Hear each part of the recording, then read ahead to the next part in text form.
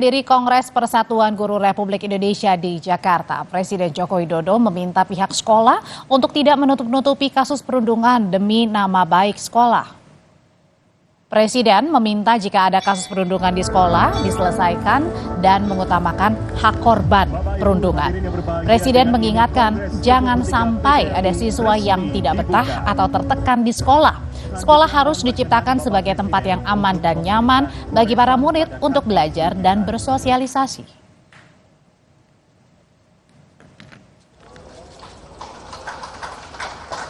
Kanvas yang sudah diberikan goresan ini. Jangan sampai ada siswa yang ketakutan di sekolah.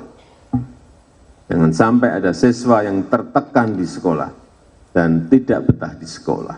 Utamakan pencegahan, utamakan hak-hak anak-anak kita, utamanya para korban. Jangan sampai kasus bullying ditutup-tutupi, tapi diselesaikan.